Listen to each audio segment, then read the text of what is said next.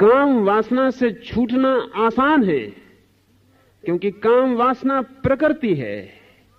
काम वासना के विपरीत, जो काम वासना के विरोध से बन गया, उससे छूटना मुश्किल पड़ेगा, क्योंकि वो प्रकृति से और एक कदम दूर निकल जाना है। इसे हम 3 शब्दों में समझ लें। एक को मैं कहता हूं प्रकृति, जिसे हमने कुछ नहीं किया, जो हमें मिली है, द गिवन, जो हमें मिली है वो प्रकृति। अगर हम कुछ गलत करें तो जो हम कर लेंगे उसका नाम है विकृति, और अगर हम कुछ करें और ठीक करें तो जो होगा उसका नाम है संस्कृति। प्रकृति पर हम खड़े होते हैं, जरा सी भूल हो विकृति में चले जाते हैं। संस्कृति में जाना बड़ा कठिन है, क्योंकि संस्कृति में जाने के लिए विकृति से बचना पड़ेगा और प्रकृति के ऊपर उठना पड़ेगा। 2 बातें हैं, विकृति से बचना पड़ेगा और प्रकृति के ऊपर उठना पड़ेगा। अगर किसी ने सिर्फ प्रकृति से लड़ने की कोशिश की तो विकृति में गिर जाएगा, और विकृति संस्कृति से और एक कदम दूर है। प्रकृति उतनी दूर नहीं, प्रकृति मध्य में खड़ी है। विकृति और आप हट गए, प्रकृति से भी दूर हट गए। इसलिए तो पशुओं में ऐसी विकृतियां नहीं दिखाई पड़ती जैसी मनुष्यों में दिखाई पड़ती हैं, क्योंकि पशु प्रकृति से नहीं लड़ते, इसलिए विकृति नहीं दिखाई पड़ती। अब हम कल्पना भी नहीं कर सकते, अभी न्यूयॉर्क के एक चौराहे पर और वाशिंगटन में और जगहों पर होमोसेक्सुअल्स ने जुलूस निकाले, और उन्होंने कहा है कि यह हमारा जन्म सिद्ध अधिकार है। और इस वर्ष, पिछले वर्ष कम से कम 100 होमोसेक्सुअल्स ने विवाह किए, जो कि कल्पना के बाहर मालूम पड़ता है। एक पुरुष के साथ विवाह कर रहा है, या एक स्त्री के साथ विवाह कर रही है। समलिंगी विवाह, 100 विवाह की घटनाएं दर्ज हुई हैं अमेरिका में इस वर्ष। और इन लोगों ने कहा है कि हम घोषणा करते हैं कि हमारा जन्म सिद्ध अधिकार है कि हम जिसको प्रेम करना चाहते हैं करें, कोई सरकार हमें रोके क्यों। एक पुरुष को प्रेम करना चाहता है, उससे विवाह करना चाहता है, उनके काम संबंध का अधिकार मांगता है। कम से कम 150 क्लब पूरे अमेरिका में और यूरोप में, स्वीडन में और स्विट्जरलैंड में, सब जगह वो क्लब फैलते चले गए। कम से कम 200 पत्रिकाएं आज जमीन पर निकलती हैं, होमोसेक्सुअल्स की पत्रिकाएं, जिनमें वो खबरें देते हैं और घोषणाएं देते हैं।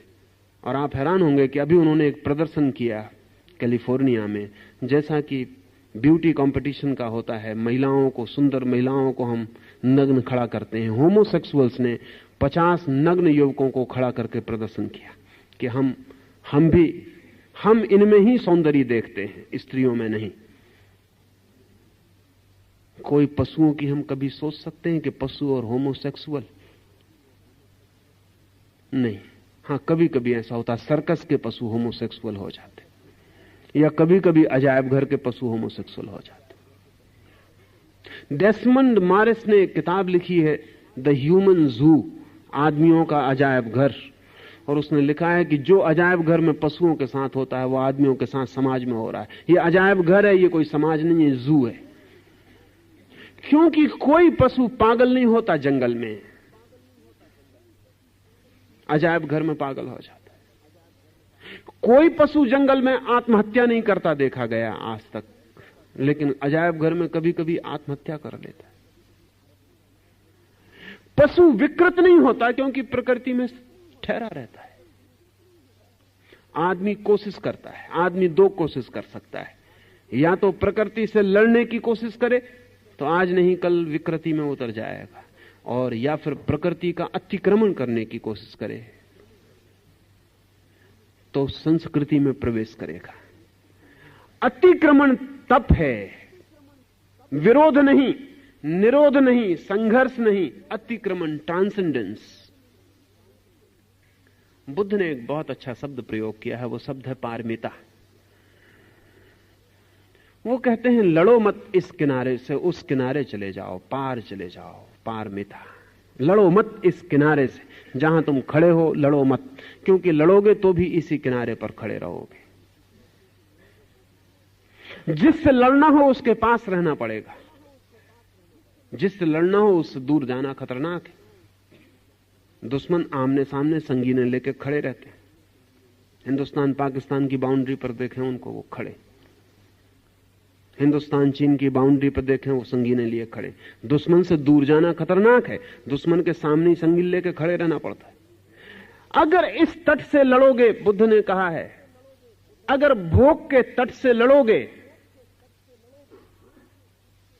तो उस तट पर पहुंचोगे कैसे? लड़ो मत, उस तट पे पहुंच जाओ, ये तट छूट जाएगा, भूल जाएगा, विलीन हो जाएगा।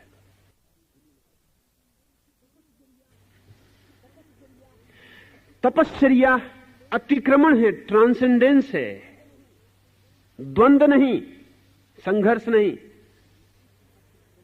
तो इस अतिक्रमण के रूप पर हम थोड़े गहरे जाएंगे तो बहुत सी बातें ख्याल हो सकेंगी। एक तो पहले ख्याल ले लें कि अतिक्रमण का क्या अर्थ होता है। आप एक घाटी में खड़े हैं, अंधेरा है बहुत, आप उस अंधेरे से लड़ते नहीं, आप सिर्फ पहाड़ के शिखर पर चढ़ना शुरू कर देते। थोड़ी देर में आप पाते हैं कि आप सूर्य से मंडित शिखर के निकट पहुंचने लगे। वहां कोई अंधेरा नहीं है। घाटी में अंधेरा था, आप घाटी में खड़े ही ना रहे, आपने सूर्य मंडित शिखर की तरफ बढ़ना शुरू कर दिया। आपने धूप से नहाए हुए शिखर की तरफ बढ़ना शुरू कर दिया, आप प्रकाश में पहुंच गए। अतिक्रमण हुआ, संघर्ष जरा भी नहीं। जहां आप हैं वहां दो चीजें हैं, आप भी हैं और आपके आसपास घिरा हुआ घाटी का अंधेरा भी है। दो हैं वहां, आप भी हैं, घाटी का अंधेरा भी है। अगर घाटी के अंधेरे से आप लड़ते हैं तो आपको घाटी में ही रहना पड़ेगा। अगर आप घाटी के अंधेरे से लड़ते नहीं, अपने भीतर जो आप हैं उसे ऊपर उठाते हैं, ऊर्ध्वगमन पर चलते हैं, तो घाटी के अंधेरे पर ध्यान देने की ही जरूरत नहीं है। जहां हम खड़े हैं वहां चारों तरफ वृत्तियां हैं भोग की, वो भी हैं, आप भी हैं। गलत त्यागी का ध्यान वृत्तियों पे होता है कि इस वृत्ति को मैं कैसे मिटाऊं। सही त्यागी का ध्यान स्वयं पर होता है कि इस वृत्ति के मैं ऊपर कैसे उठ जाऊं। इस फर्क को ठीक से समझ लें, क्योंकि इन दोनों की यात्रा अलग होगी, दोनों का नियम अलग होगा, दोनों की साधना अलग होगी, दोनों की दिशा अलग होगी, दोनों का ध्यान अलग होगा। वृत्ति से जो लड़ रहा है उसका ध्यान वृत्ति पर होगा, स्वयं को जो ऊंचा उठा रहा है उसका ध्यान स्वयं पर होगा, जो वृत्तियों से लड़ रहा है उसका ध्यान बहिर्मुखी होगा, जो स्वयं को ऊर्ध्वगमन की तरफ ले जा रहा है उसका ध्यान अंतर्मुखी होगा। और एक मजे की बात है कि ध्यान भोजन है। जिस चीज पर आप ध्यान देते हैं उसको आप शक्ति देते हैं, जिस चीज को आप ध्यान देते हैं उसको आप शक्ति देते हैं। मैं पावलिता की बात कर रहा था, चेक विचारक और वैज्ञानिक की। छोटे छोटे यंत्र हैं उसके पास। वो कहता है 5 मिनट आंख गड़ा के ध्यान से इस यंत्र को देखते रहो, और वो यंत्र आपकी शक्ति को संग्रहित कर लेता है। अमेरिका में एक बहुत अद्भुत आदमी था जिसे 2 साल की सजा अमेरिका की सरकार ने दी। ऐसा लगता है कि आदमी की बुद्धि बढ़ती नहीं, वो 2000 साल हो तो भी वही करता है, 2000 साल बाद वही करता है। एक आदमी था विल्हेम रेक। इस सदी में जिन लोगों के पास अंतर्दृष्टि रही उनमें से एक आदमी, उसको 2 साल सजा भोगनी पड़ी और आखिर में अमेरिकी सरकार ने उसे पागलखाना, उसको पागल करार दे के कानूनन उसको पागलखाने भेज दिया। उस पर मुकदमा चला एक बहुत अजीब बात पर, जिस पर अब उसके मर जाने के बाद वैज्ञानिक कह रहे हैं कि शायद वो ठीक था। उसने एक अद्भुत बॉक्स, एक पेटी बनाई थी जिसको वो आर्गन बॉक्स कहता था। वो कहता था इसके भीतर कोई व्यक्ति लेट जाए और काम वासना का विचार करता रहे तो उसकी काम वासना की शक्ति इस डब्बे में संग्रहित हो जाती। लेकिन अब इसका कोई वैज्ञानिक प्रमाण क्या हो कि उसमें संग्रहित हो जाती। वो कहता था प्रमाण एक ही है कि आप किसी को भी इसके भीतर लिटा दें जिसको बिल्कुल पता नहीं है, वो 1 मिनट के बाद काम वासना का विचार करना शुरू कर देता। किसी को भी लिटा दें, वो कहता था यही प्रमाण है। इसको तो वो हजारों लोगों का प्रमाण देता था, लेकिन इसको वैज्ञानिक कहते थे हम इसको कोई प्रमाण नहीं मानते। वो आदमी ब्रह्म हो सकता है, उस आदमी की आदत हो सकती है। इस डब्बे के भीतर वो कहता था जो विचार आप करेंगे, जहां आपका ध्यान जाएगा वहीं शक्ति संग्रहित हो जाती है।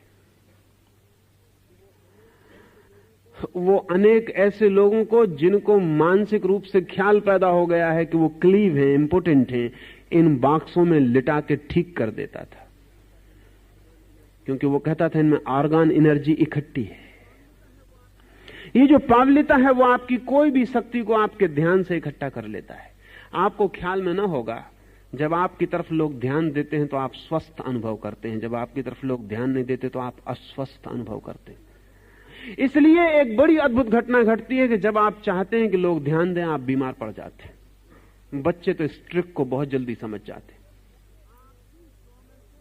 आपकी 100 में से 90 बीमारियां ध्यान की आकांक्षाओं से पैदा होती हैं, क्योंकि बिना बीमार पड़े घर में आपको कोई ध्यान नहीं देता। पत्नी बीमार पड़ जाती है तो पति उसके सिर पर हाथ रख के बैठता है, बीमार नहीं पड़ती तो उसकी तरफ देखता भी नहीं। पत्नी इस रहस्य को जानबूझ के नहीं, अचेतन में समझ जाती है कि जब उसे ध्यान चाहिए तब उसे बीमार होना पड़ेगा।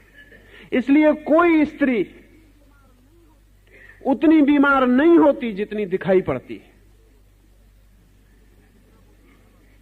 या जितना वो दिखावा करती है।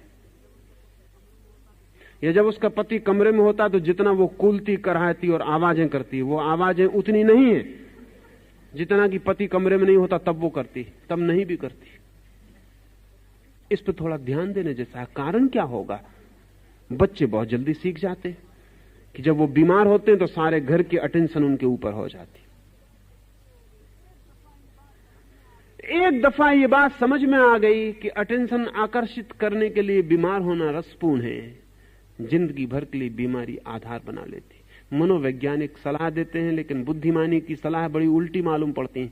वो कहते हैं जब कोई बीमार हो तब जानबूझ के भी उस पर कम से कम ध्यान देना, अन्यथा उसे बीमार होने के लिए तुम कारण बनोगे। जब कोई बीमार हो तब तो ध्यान देना ही मत, सेवा कर देना लेकिन ध्यान मत देना, बड़े तटस्थ भाव से। बीमारी को कोई रस देना खतरनाक है।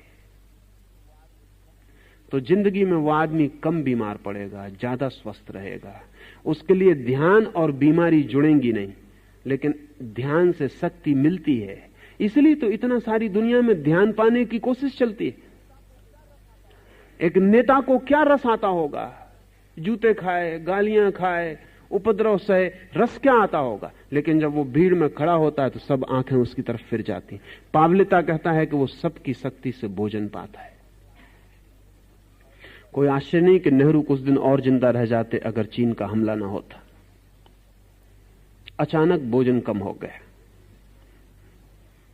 ध्यान बिखर गया।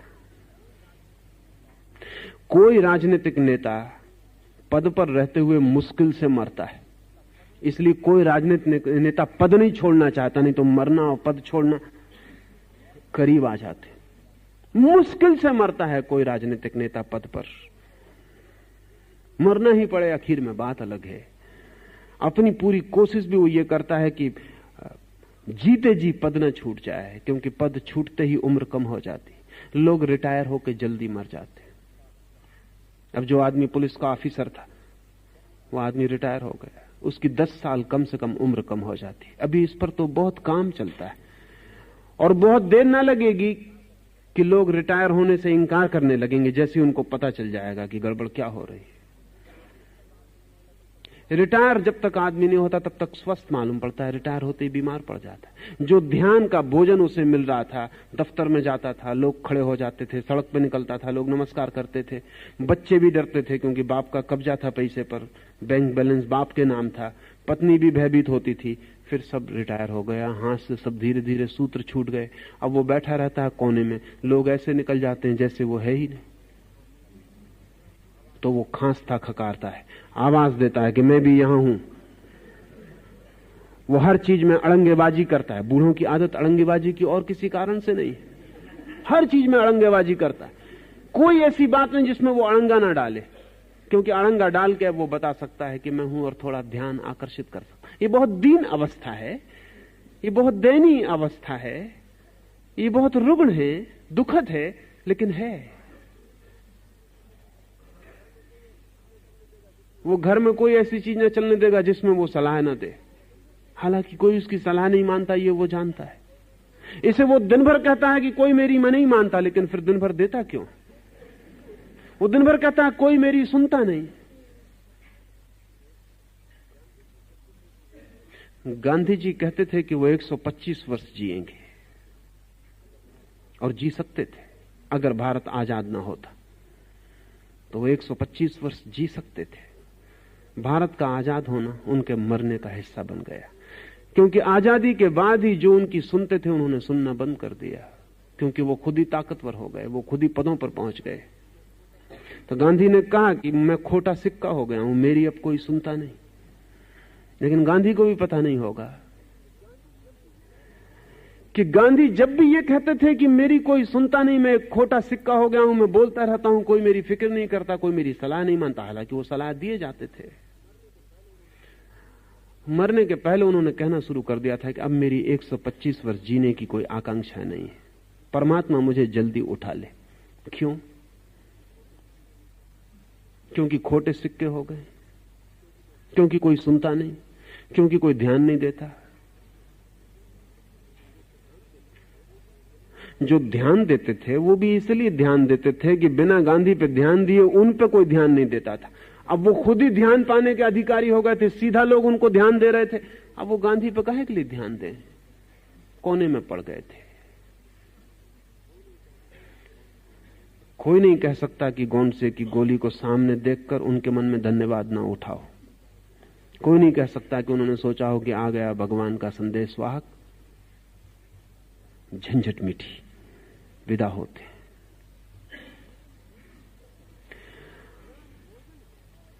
ध्यान भोजन है, बहुत सटल फूड, बहुत सूक्ष्म भोजन है। अकेले ध्यान पर भी जी सकते हैं आप। इसलिए जब कभी कोई प्रेम में पड़ता है तो भूख कम हो जाती है। आपको पता है, अगर कोई आपको बहुत प्रेम करता है तो भूख एकदम कम हो जाती। क्यों कम हो जाती? जब कोई प्रेम करता है, प्रेम का मतलब ही क्या है कि कोई आप पर ध्यान देता है, और मतलब क्या है? और जब कोई आप पर ध्यान नहीं देता, आपको पता है मनोवैज्ञानिक कहते हैं कि जब कोई ध्यान नहीं देता तब लोग ज्यादा भोजन करने लगते हैं।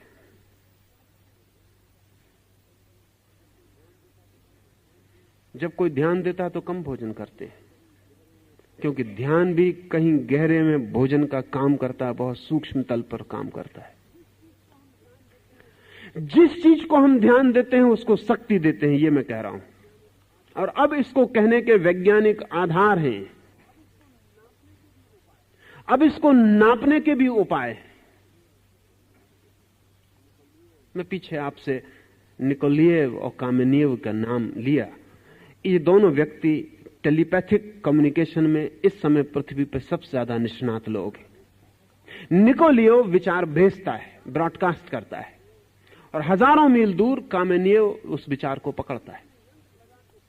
वैज्ञानिकों ने यंत्र लगा के बड़े चकित हो गए कि जब निकोलिएव विचार भेजता है तो उसकी शक्ति क्षीण होती है। उसके चारों तरफ यंत्र बताते हैं कि उसकी शक्ति क्षीण हो रही है। और जब हजारों मील दूर कामेनिएव विचार को ग्रहण करता है तब उसकी शक्ति यंत्र बताते हैं कि बढ़ गई। आश्चर्यजनक, हजारों मील दूर। लेकिन जब निकोलिएव विचार भेजता है कामेनिएव को तो उससे पूछा गया वो करता क्या है। वो कहता है मैं आंख बंद करके ध्यान करता हूं कि कामेनिएव मेरे सामने उपस्थित है। वो दूर नहीं है, मेरे सामने उपस्थित है। मैं अपने सारे ध्यान को उस पर लगा देता हूं, सब भूल जाता हूं, सिर्फ कामेनिएव रह जाता है। और जब कामेनिएव रह जाता है मुझे प्रत्यक्ष दिखाई पड़ने लगता है कि ये सामने खड़ा है, तब मैं उससे बोलता हूं। ध्यान, वो अटेंशन दे रहा है तो उसकी ऊर्जा हजारों मील दूर बैठे हुए व्यक्ति को उपलब्ध हो जाती।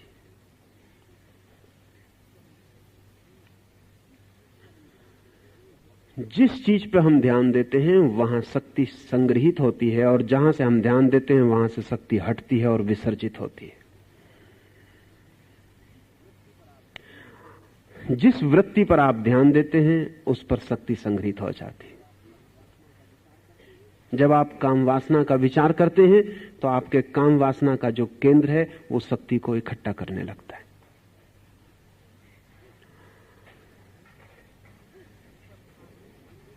जिस चीज पर आप ध्यान देते हैं वो वृत्ति का केंद्र आपके भीतर शक्ति को इकट्ठा कर लेता है।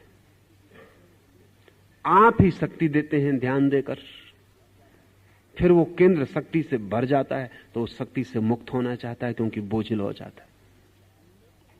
ये जाल है आदमी के भीतर। लेकिन काम वासना पर ध्यान दो तरह से दिया जा सकता है। एक कि आप काम वासना में रस लें तो भी ध्यान दिया जा सकता है। तो प्रकृतस्थ नेचुरल काम वासना आप में घनीभूत होगी, नैसर्गिक काम वासना आप में शक्तिशाली हो जाएगी। एक विकृत ध्यान दिया जा सकता है। एक आदमी काम वासना पर ध्यान देता है कि मुझे काम वासना से लड़ना है, मुझे काम वासना को भीतर प्रविष्ट नहीं होने देना है, वो भी ध्यान दे रहा है। उसका भी काम का सेंटर, सेक्स सेंटर शक्ति को इकट्ठा कर लेता है। अब बड़ी मुश्किल होती है क्योंकि जो नैसर्गिक काम वासना को ध्यान देता है वो तो नैसर्गिक रूप से शक्ति उसकी विसर्जित हो जाएगी। लेकिन जो विसर्जित नहीं करना चाहता और ध्यान देता है, इसका क्या होगा? इसकी शक्ति विकृत रूप लेना शुरू करेगी। ये विसर्जित हो नहीं सकती। ये शरीर के दूसरे अंगों में प्रवेश करेगी और उनको विकृत करने लगेगी। ये चित्त के दूसरे स्नायुओं में प्रवेश करेगी और उनको विकृत करने लगेगी। ये आदमी भीतर से उलझता जाएगा और जाल में फंसता जाएगा अपनी ही दी गई शक्ति से। ऐसा हुआ कि हम एक वृक्ष को पानी दिए जाते हैं और प्रार्थना किए जाते हैं कि वृक्ष बड़ा ना हो। ये वृक्ष बड़ा ना हो, प्रार्थना किए जाते हैं और पानी दिए जाते हैं। जिस वृत्ति को आप ध्यान देते हैं, चाहे पक्ष में चाहे विपक्ष में, आप उसको पानी और भोजन देते हैं। तप का मूल सूत्र यही है कि ध्यान कहीं और दो, जहां तुम शक्ति को इकट्ठा करना चाहते हो वहां मत दो। ध्यान ही उठाओ ऊपर। अगर काम वासना से मुक्त होना है तो काम वासना पर ध्यान ही मत दो, पक्ष में भी नहीं विपक्ष में भी नहीं। लेकिन ध्यान आपको देना ही पड़ेगा, क्योंकि ध्यान आपकी शक्ति है, वो काम मांगती है। तो तप का मूल सूत्र यह है कि ध्यान के लिए नए केंद्र निर्मित करो। नए केंद्र आदमी के भीतर हैं और उन केंद्रों पर ध्यान को ले जाओ। जैसे ही ध्यान को नया केंद्र मिल जाता है और वो नए केंद्र में शक्ति को उंडेलने लगता है, वैसे ही पुराने केंद्रों से मुक्त होने लगता है। पहाड़ पर चढ़ाई शुरू हो गई। काम वासना का केंद्र हमारा सबसे नीचा केंद्र है। वहां से हम प्रकृति से जुड़े। सहस्त्रार हमारा सबसे ऊंचा केंद्र है। वहां से हम परमात्मा ऊर्जा से जुड़े, दिव्यता से, भव्यता से, भगवत्ता से जुड़े। जब भी आप ध्यान देते हैं, आपने ख्याल किया कि आपके मस्तिष्क में विचार चलता है काम वासना का, और आपका काम केंद्र तत्काल सक्रिय हो जाता है। यहां विचार चला, विचार तो चलता है मस्तिष्क में, और काम केंद्र बहुत दूर है, वो तत्काल सक्रिय हो जाता है। ठीक यही उपाय तपस्वी अपने सहस्त्रार की तरफ अपने ध्यान को लौटा के करता है। वो जैसे ही सहस्त्रार की तरफ ध्यान देता है, वैसे ही सहस्त्रार सक्रिय होना शुरू हो जाता है। और जब शक्ति ऊपर की तरफ जाती है तो नीचे की तरफ नहीं जाती। और जब शक्ति को मार्ग मिलने लगता है शिखर पर चढ़ने का, तो घाटियां वो छोड़ने लगती है। और जब शक्ति को प्रकाश के जगत में प्रवेश होने लगता है, तो अंधेरे के जगत से चुपचाप उठने लगती है। सकती, अंधेरे की निंदा भी नहीं होती उसके मन में, अंधेरे का विरोध भी नहीं होता उसके मन में, अंधेरे का ख्याल भी नहीं होता उसके मन में, अंधेरे पर ध्यान ही नहीं होता। ध्यान का रूपांतरण है तप। अब इसको अगर इस तरह समझेंगे तो तप का मैं दूसरा अर्थ आपको कह सकूंगा। तप का ऐसे अर्थ होता है अग्नि।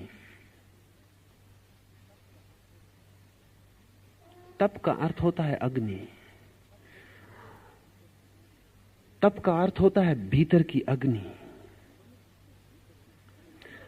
मनुष्य के भीतर जो जीवन की अग्नि है, उस अग्नि को ऊर्ध्वगमन की तरफ ले जाना तपस्वी का काम है, उसे नीचे की ओर ले जाना भोगी का काम है। भोगी का अर्थ है जो अग्नि को नीचे की ओर प्रवाहित कर रहा है जीवन में, अधोगमन की ओर। तपस्वी का अर्थ है जो ऊपर की ओर प्रवाहित कर रहा है उस अग्नि को, परमात्मा की ओर, सिद्धावस्था की ओर। ये अग्नि दोनों तरफ जा सकती है, और बड़े मजे की बात यह है कि ऊपर की तरफ आसानी से जाती है, नीचे की तरफ बड़ी कठिनाई से जाती है, क्योंकि अग्नि का स्वभाव ऊपर की तरफ जाना है। आपने ख्याल किया, आप आग जलाते हैं वो ऊपर की तरफ जाने लगती है। इसलिए इसे तप नाम दिया, इसे अग्नि नाम दिया, इसे यज्ञ नाम दिया, ताकि ये ख्याल में रहे कि अग्नि का स्वभाव तो ऊपर की तरफ जाना है, नीचे की तरफ तो बड़ी चेष्टा करके ले जानी पड़ती। पानी नीचे की तरफ बहता है, अगर ऊपर की तरफ ले जाना हो तो बड़ी चेष्टा करनी पड़ती है, और आप चेष्टा छोड़ दें कि पानी फिर नीचे की तरफ बहने लगा। आपने पंपिंग इंतजाम छोड़ दिया, पानी फिर नीचे बहने लगेगा। अगर ऊपर चढ़ाना है तो पंप करो, ताकत लगाओ, मेहनत करो। नीचे बहने के लिए पानी किसी की मेहनत नहीं मांगता, खुद बहता है, वो उसका स्वभाव है। अग्नि को अगर नीचे की तरफ ले जाना है तो इंतजाम करना पड़ेगा। अपने से अग्नि ऊपर की तरफ उठती है, ऊर्ध्वगामी। इसको तप कहने का कारण है क्योंकि भीतर की जो अग्नि है, जो जीवन अग्नि है, वो स्वभाव से ऊर्ध्वगामी है। एक बार आपको उसके ऊर्ध्वगमन का अनुभव हो जाए, फिर आपको प्रयास नहीं करना पड़ता उसको ऊपर जाने के लिए, वो जाती रहती है। एक बार सहस्त्रार की तरफ तपस्वी का ध्यान मुड़ जाए तो फिर उसे चेष्टा नहीं करनी पड़ती, फिर वो अग्नि अपने आप बहती रहती है। धीरे धीरे वो भूल ही जाता है क्या नीचे क्या ऊपर, भूल ही जाता है, क्योंकि फिर तो अग्नि सहज ऊपर बहती रहती है। एक बार आग राह पकड़ ले तो ऊपर की तरफ जाना उसका स्वभाव है। नीचे की तरफ ले जाने के लिए बड़ा आयोजन करना पड़ता है, लेकिन हम नीचे की तरफ ले जाने के इतने लंबे अभ्यस्त हैं, जन्मों जन्मों के हमारा अभ्यास है नीचे की तरफ ले जाने का। इसलिए नीचे की तरफ ले जाना जो कि वस्तुतः कठिन है, वो हमें सरल मालूम पड़ता। ऊपर की तरफ ले जाना जो कि वस्तुतः सरल है, वो हमें कठिन मालूम पड़ता। कठिनाई हमारी आदत में है, आदतें बड़ी कठिन हो जाती, और कभी कभी स्वभाव जो कि हमारी आदत नहीं है, जो कि वस्तु का धर्म है, उसके ऊपर हमारी आदत इतनी सख्त होकर बैठ जाती है कि स्वभाव को दबा देती है। हम सबके स्वभाव दबे हुए हैं आदतों से। जिसको महावीर कर्म का क्रम कहते हैं, वो हमारी आदतों का क्रम है। हमने आदतें बना रखी हैं, वो हमें दबाए हुए हैं। वो आदतें लंबी हैं, पुरानी हैं, गहरी हैं, उनसे छूट जाना आज इसी वक्त संभव नहीं हो जाएगा। तो हम उनसे लड़ना शुरू करते हैं और उल्टी आदत बनाते हैं, लेकिन आदत फिर भी आदत ही होती है। गलत तपस्वी सिर्फ आदत बनाता है तप की, ठीक तपस्वी स्वभाव को खोजता है, आदत नहीं बनाता। हैबिट और नेचर का फर्क समझ लें। हम सब आदतें बनवाते हैं। हम बच्चे को कहते हैं क्रोध ना करो, क्रोध की आदत बुरी है, न क्रोध करने की आदत बनाओ। वो न क्रोध करने की आदत तो बना लेता है, लेकिन इससे क्रोध नष्ट नहीं होता, क्रोध भीतर चलने लगता है। काम वासना पकड़ती तो हम कहते हैं ब्रह्मचर्य की आदत बनाओ, वो आदत बन जाती, लेकिन काम वासना भीतर सरकती रहती, वो नीचे की तरफ बहती रहती, उससे कोई फर्क नहीं पड़ता। तपस्वी खोजता है स्वभाव के सूत्र को, ताओ को, धर्म को। वो क्या है जो मेरा स्वभाव उसे खोजता है। सब आदतों को हटाकर वो अपने स्वभाव का दर्शन करता है। लेकिन आदतों को हटाने का एक ही उपाय है, ध्यान मत दो। आदत पर ध्यान मत दो। एक मित्र 4-6 दिन पहले मेरे पास आए। उन्होंने कहा कि आप कहते हैं कि बंबई में रह के और ध्यान हो सकता है, इस सड़क का क्या करें, भोंपू का क्या करें, ट्रेन जा रही, सीटी बज रही, इसका क्या करें। मैंने उनसे कहा ध्यान मत दो। उन्होंने कहा कैसे ध्यान ना दे, खोपड़ी पर भोंपू बज रहा है, नीचे कोई हान बजाए चला जा रहा है, ध्यान कैसे ना दे। मैंने उनसे कहा एक प्रयास करो। भोंपू कोई नीचे बजाया जा रहा है, उसे भोंपू बजाने दो।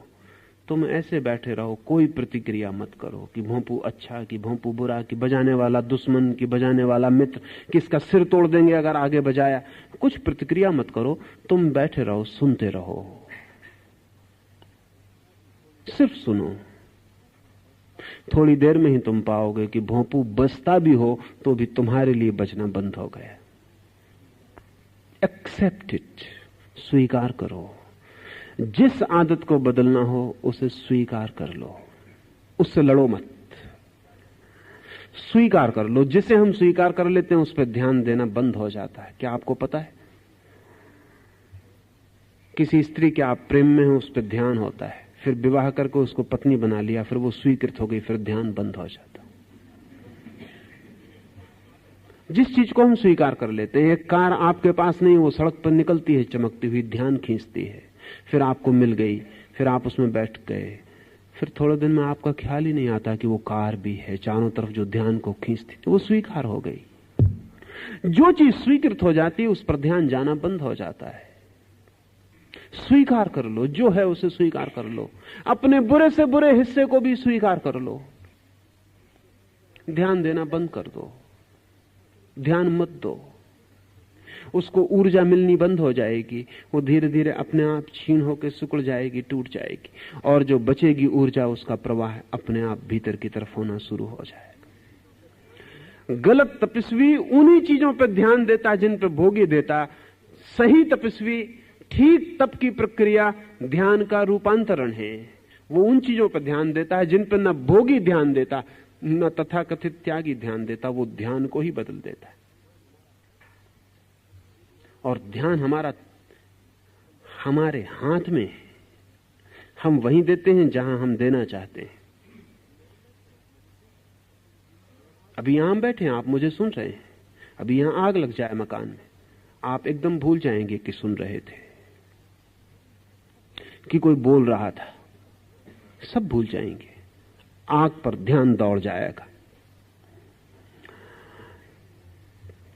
बाहर निकल जाएंगे, भूल ही जाएंगे कि कुछ सुन रहे थे, सुनने का कोई सवाल ही न रह जाएगा।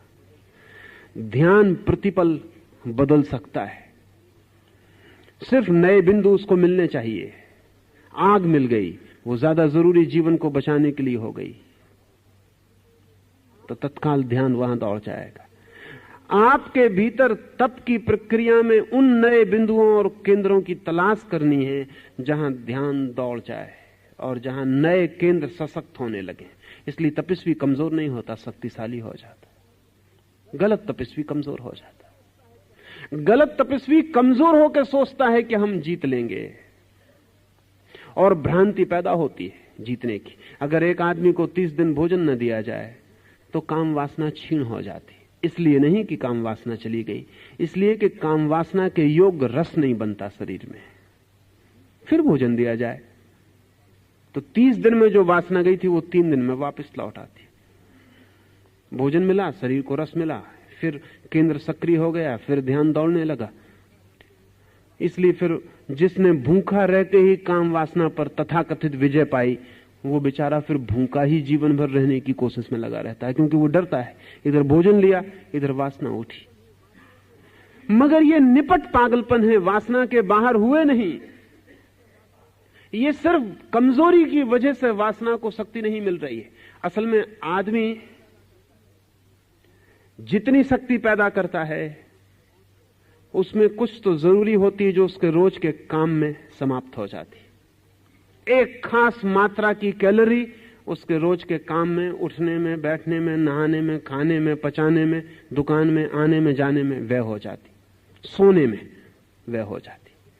उसके अतिरिक्त जो बचती है वो उस केंद्र को मिल जाती है जिस पे आपका ध्यान है। द सुपरफ्लुअस, जो अतिरिक्त है। अगर समझ लें कि 1000 कैलोरी मान लें कि आपके रोजमर्रा के काम में खर्च होती है और आपके भोजन और आपकी व्यवस्था से आपको 2000 कैलोरी शक्ति शरीर में पैदा होती है, तो आपका ध्यान जिस केंद्र पर होगा 1000 कैलोरी जो शेष बची है उस केंद्र पर दौड़ जाएगी। उसको कोई रास्ता नहीं, ध्यान ही रास्ता है, ध्यान ही एरो है जिससे वो जाएगी। उसको और कुछ पता नहीं कहां जाना है। आपका ध्यान उसको खबर देता है कि यहां जाना है, वो वहां चली जाती है। अब अगर आपको झूठे तप में उतरना है तो आप भोजन इतना कर दें कि 1000 कैलोरी से ज्यादा आपके भीतर पैदा ना हो, फिर आपको ब्रह्मचर्य सधा हुआ मालूम पड़ेगा, क्योंकि आपके पास अतिरिक्त शक्ति बचती नहीं जो कि सेक्स के केंद्र को मिल जाए। 1000 शक्ति पैदा होती है, 1000 आप खर्च कर लेते।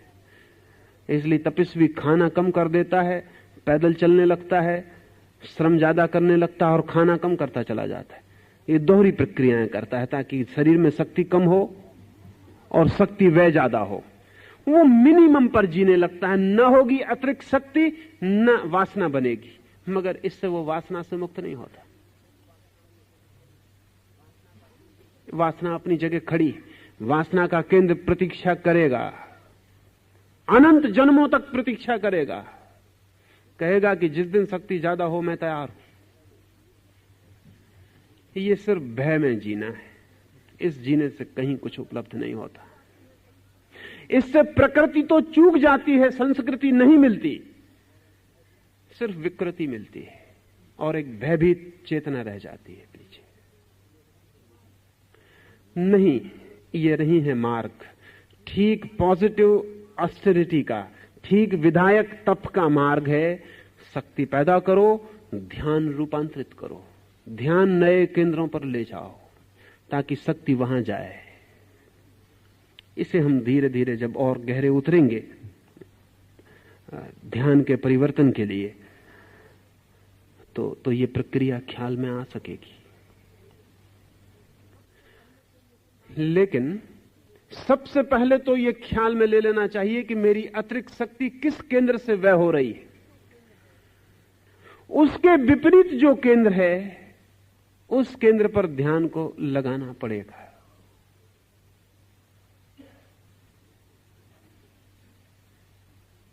एक छोटी सी घटना और आज की बात मैं पूरी करूं।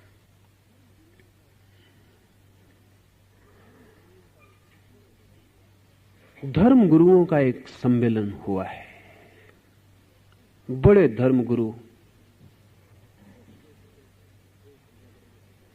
उस देश के एक नगर में इकट्ठे हुए।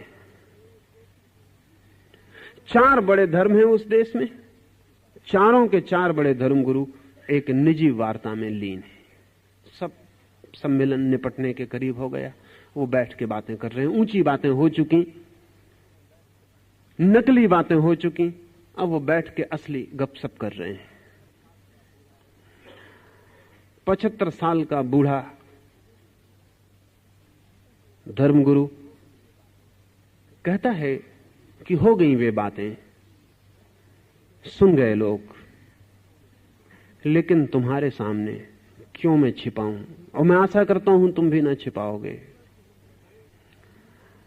अच्छा होगा कि हम बताएं कि असली जिंदगी हमारी क्या है।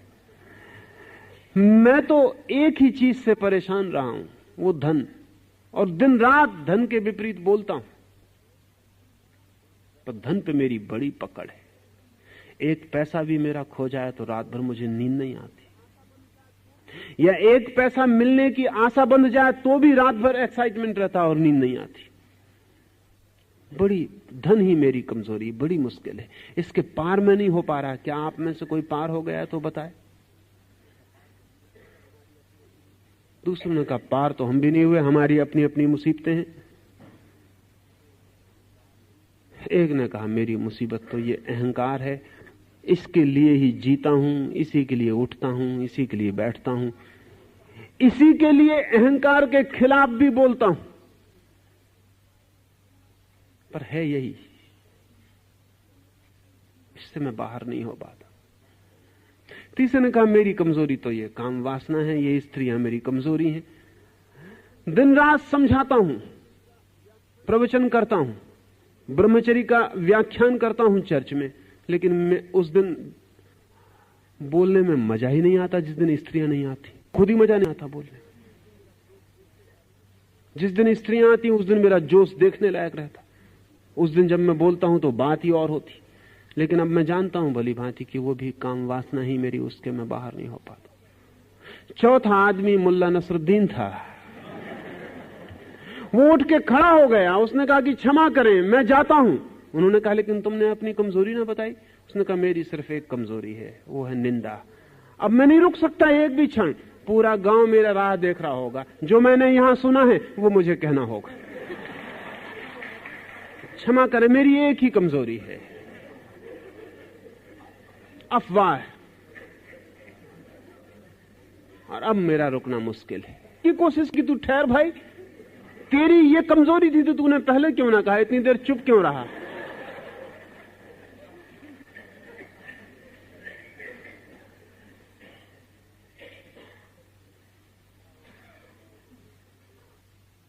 हर आदमी की कोई ना कोई कमजोरी है।